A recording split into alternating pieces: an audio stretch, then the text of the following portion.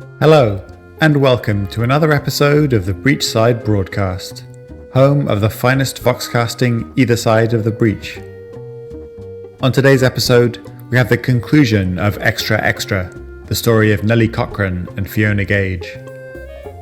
Nellie is about to go public with the biggest story to hit the streets of Ridley in years. We'll go over to our intrepid reporter to pick up the tale, right after this word from our sponsor.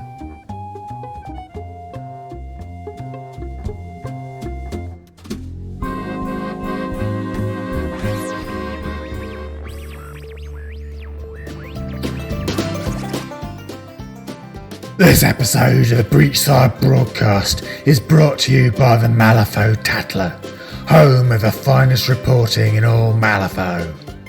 The Tatler is currently seeking a new editor-in-chief. Applicants must be willing to work long hours, be diligent in the pursuit of truth, and be amenable to editorial input from undisclosed parties.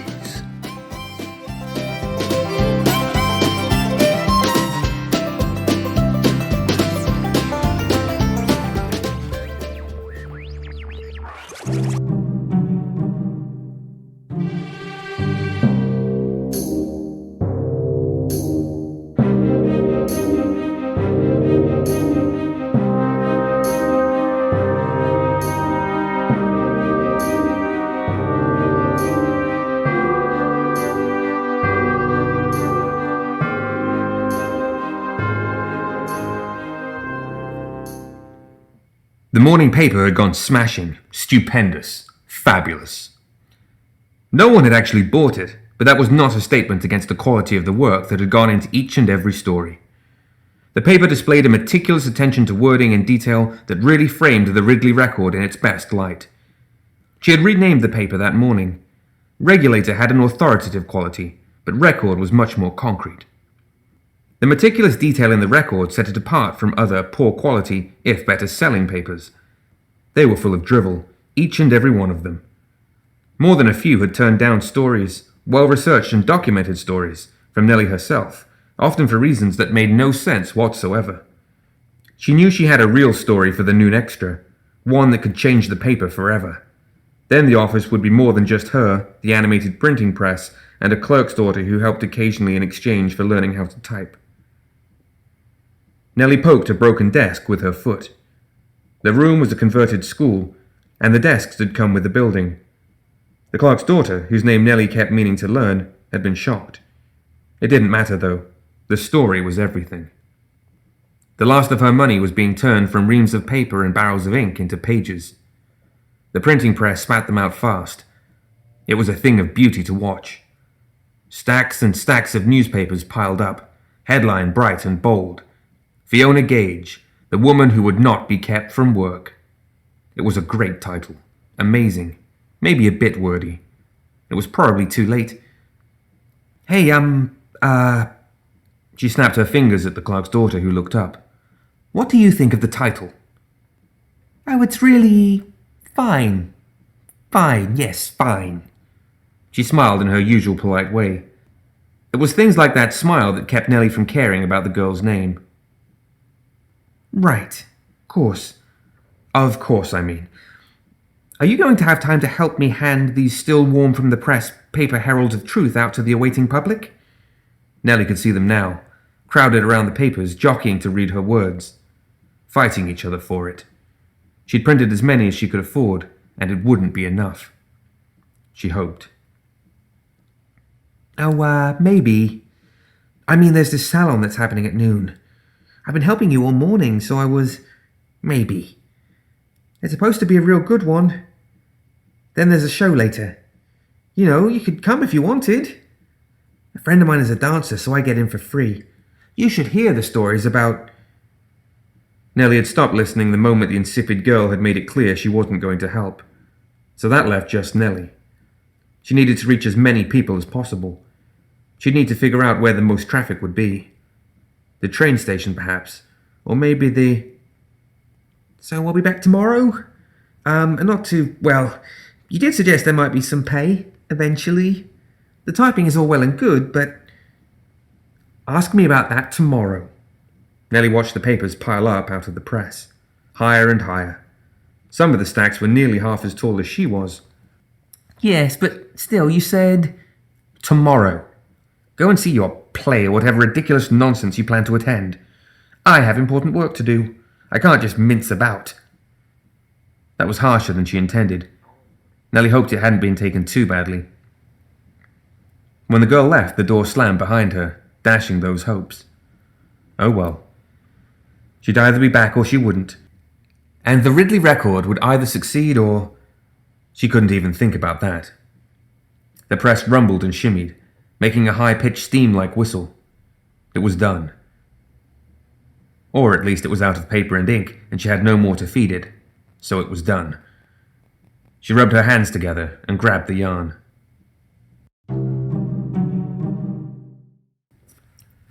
"4 hours and a very sore back later, all the papers were in nice, tight bundles.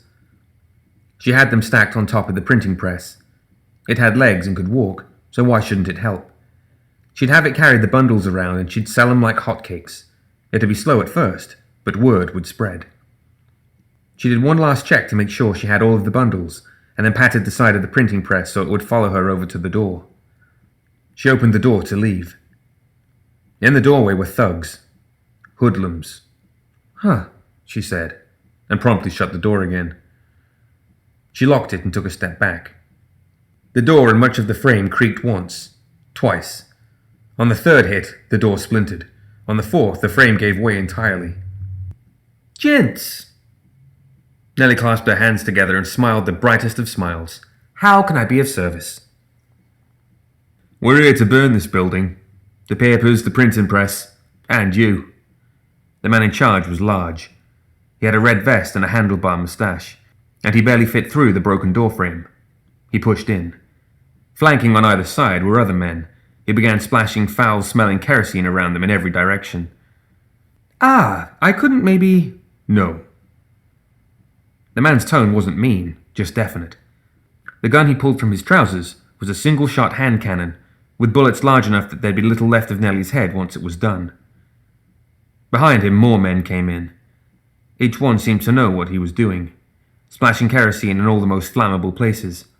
Some had axes and started cutting up what was left of the desks and chairs for kindling. Others grabbed things off the walls and tossed them to the floor. If I could say just one thing, sir. Nellie took her hat off and ran her fingers through her hair. He aimed the gun at her, showing that he didn't much care for what she had to say. His arm and eyes were steady. He had seen and done far worse than this before. He wasn't going to miss. Then Nellie's hat hit him in the face. The shot was deafening. Most of the men stopped to cover their ears. The flare from behind the barrel was bright. The hole it blew through the roof was the size of a bread box at least. Nellie started running.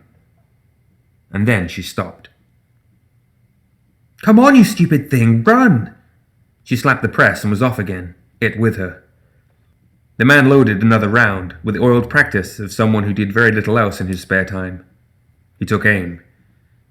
The deafening clap of the hand cannon erupted again. The shot went high, hitting the papers stacked on the scampering printing press. Printed papers flew every which way. By the time he had the third round loaded, Nellie and the printing press were out the back door. He sighed. I hate it when things get messy. You know what the boss said. He motioned with his gun. A few of the men cutting up tables nodded and took after her, axes at the ready. They moved fast. I really don't know where she thinks she's going to go, you know, he said casually as he clicked his gun shut. No attempt at a bribe hardly ever anymore. Always fighting and running. Out of the last 5 jobs, what? At least 3 tried to run, right? One of the men with the canisters nodded. About that. Maybe 4 if you count the man with the bowler hat, but he tripped all on his own.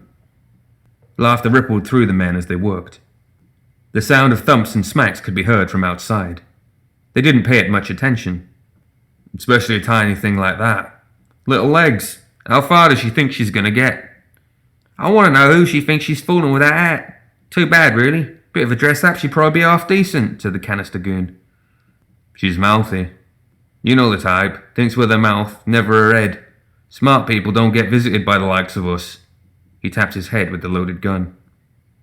That's the truth if ever I heard one. Then the other man swore, as if some of the liquid got on him.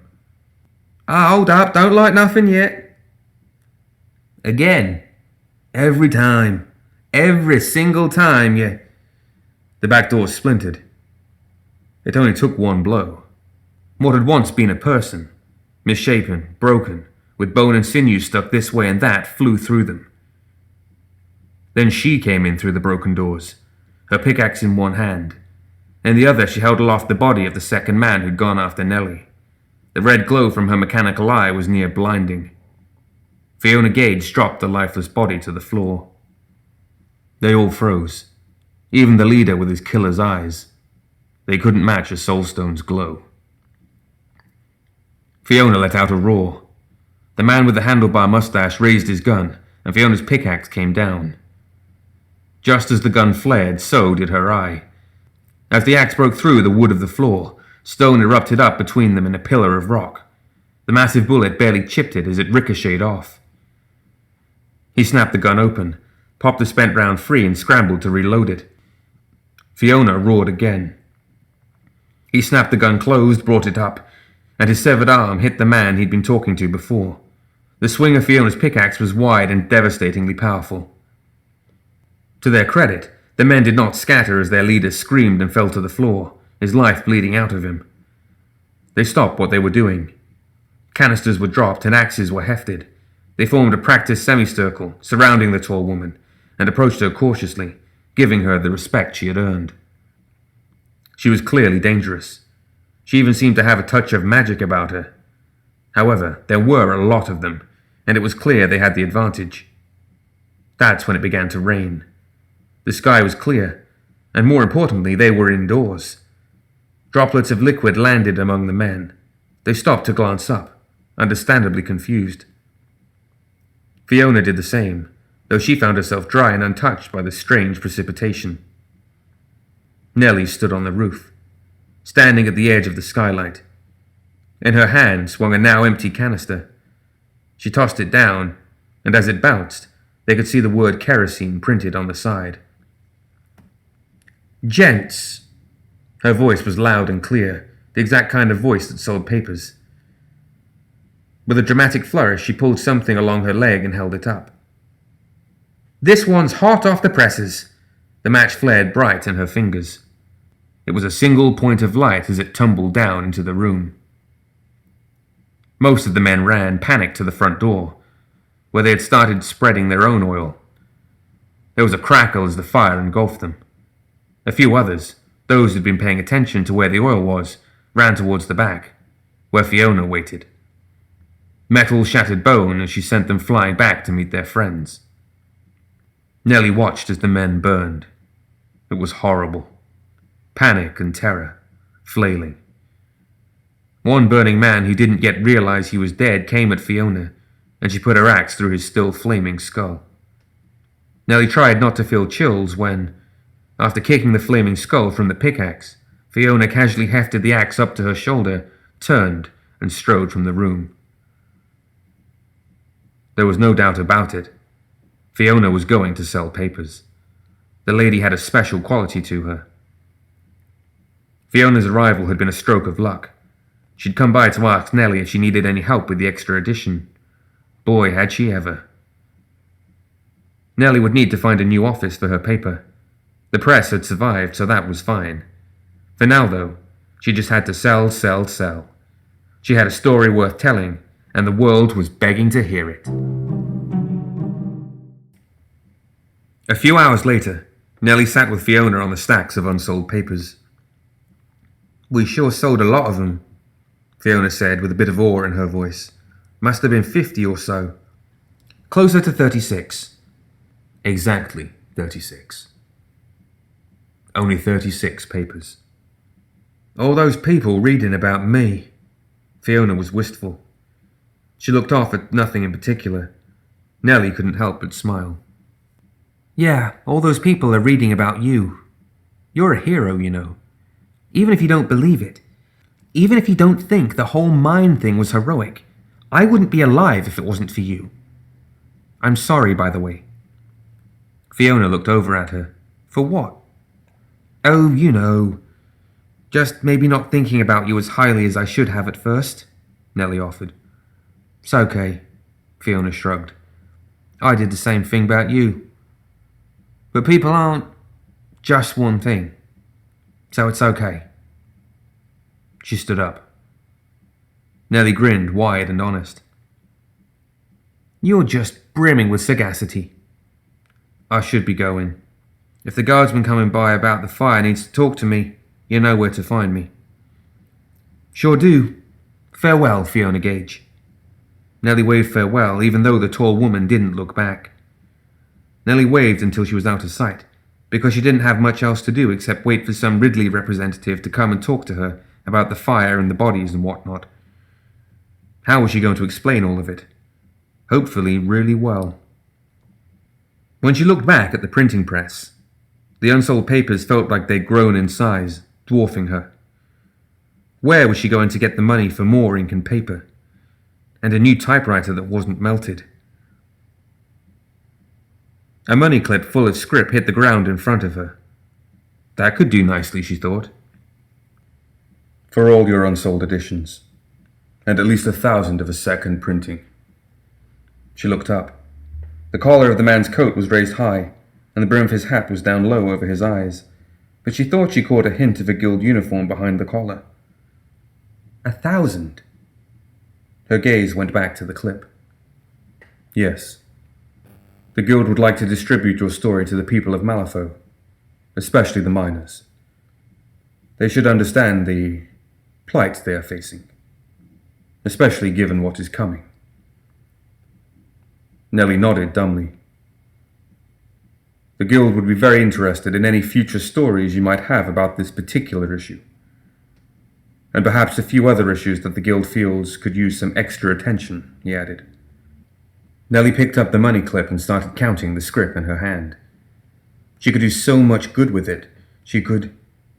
Wait, what had he said? Sir, I'm sorry to say that the press cannot be bought.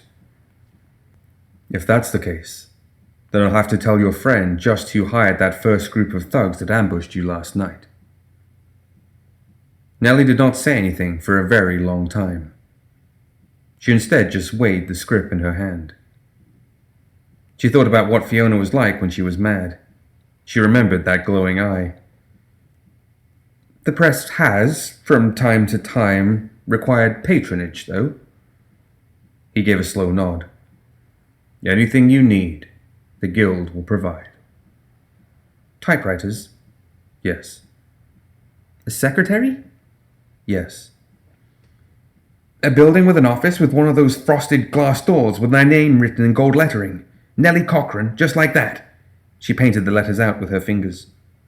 Oh, yes. In fact, if you're willing to relocate to Malifaux City, we can make you editor-in-chief of the Malifaux Tatler.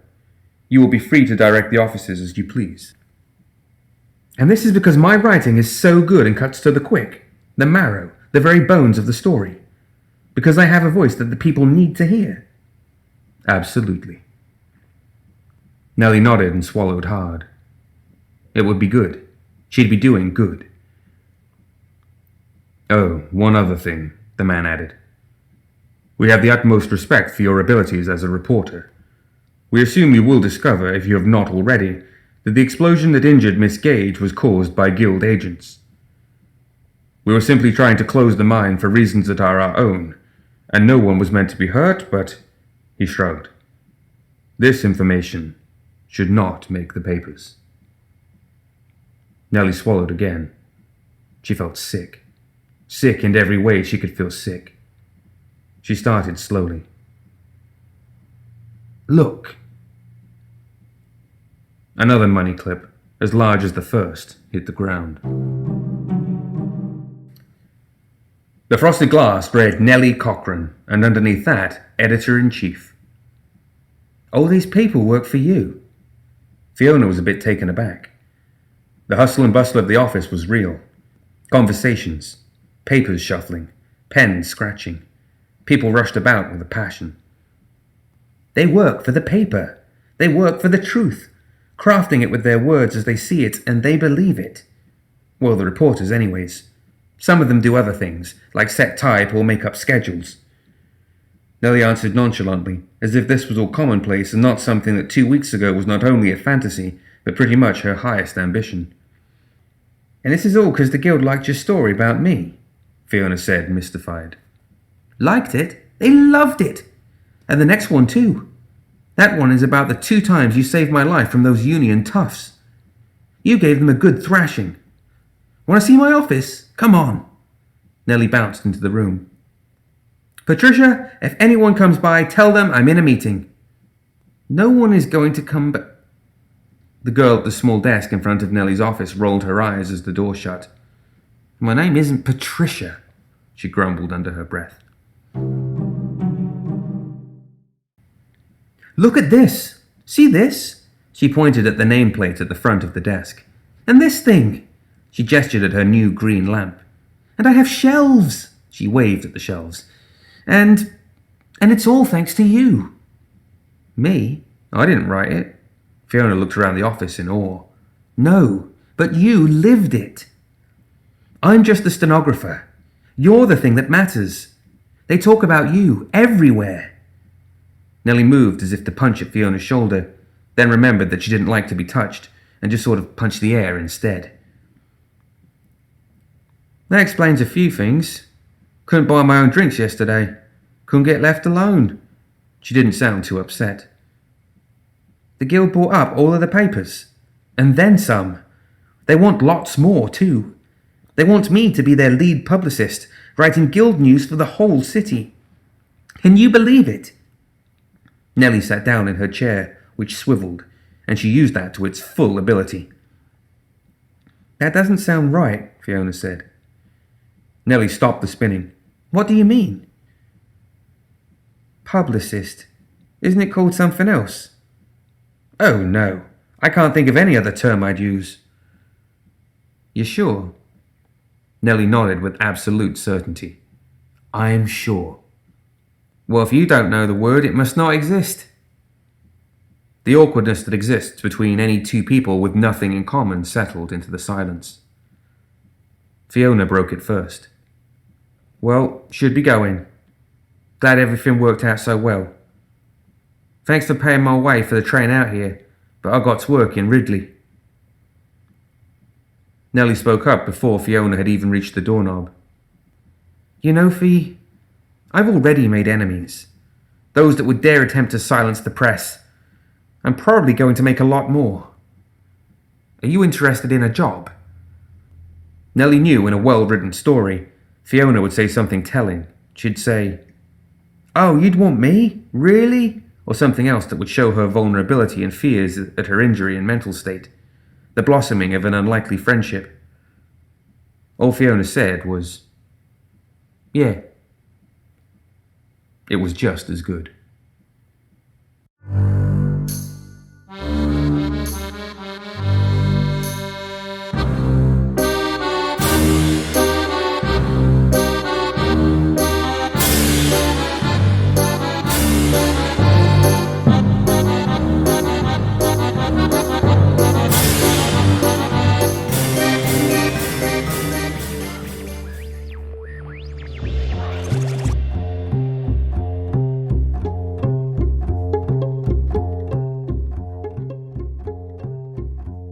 That's it for another episode of the Breachside Broadcast. Join us next time for more Tales of Malifaux.